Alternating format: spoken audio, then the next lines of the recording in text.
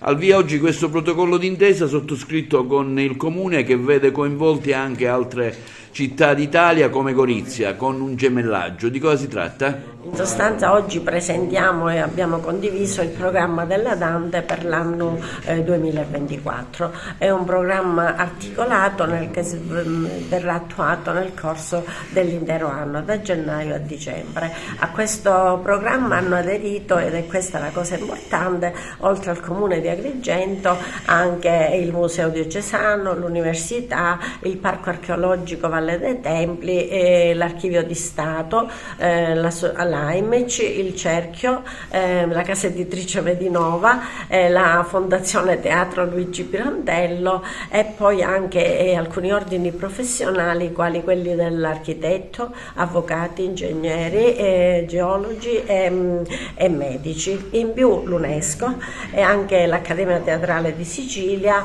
l'Empire, e anche due scuole a indirizzo musicale, quindi il liceo classico, che non è a indirizzo musicale ma è proprio un liceo classico, un liceo classico e un liceo anche musicale, e anche l'Istituto Niccolò Gallo proprio per il settore enogastronomico. Evidentemente questo programma prevede varie attività, ma hanno uno scopo principale: valorizzare il nostro territorio e i nostri talenti, e far conoscere queste nostre bellezze esistenti e da portare avanti sempre, non solo nella nostra nazione ma anche all'estero, grazie anche alla piattaforma Dante Global, che consente di raggiungere tutti i comitati sparsi nel mondo.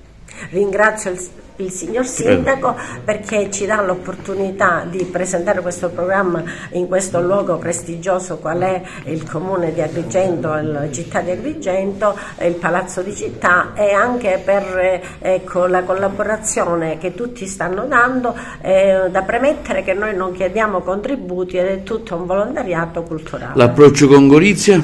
Con Gorizia già abbiamo preso contatti con il comitato di Dante di Gorizia e anche con un'associazione di siciliani che vivono proprio a Gorizia, perché oltre al comune che già ha fatto i suoi passi, cercheremo di svolgere delle attività congiunte proprio per far conoscere il nostro territorio e cercare di far venire più persone possibili interessate alla nostra realtà. Parliamo di questo protocollo d'intesa firmato con l'associazione Dante per un'attività culturale che sicuramente porterà tanti turisti, tante persone qui ad Agrigento, e di questo gemellaggio con Gorizia. Questo programma è un programma arricchissimo, un programma culturale, c'è anche un gemellaggio con Gorizia, è previsto. Anticipo che già con Gorizia mesi fa mi sono incontrato col sindaco stesso di Gorizia, che mi è venuto a trovare proprio perché Gorizia sarà capitale europea della cultura del 2025, Agrigento è capitale italiana.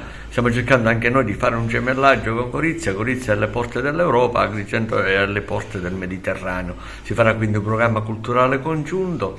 Enza Ien è sempre impegnatissima e la ringrazio personalmente perché ama il territorio agrigentino, ama la cultura, e penso che soltanto con la cultura si possono risolvere tutte le problematiche che ci affliggono.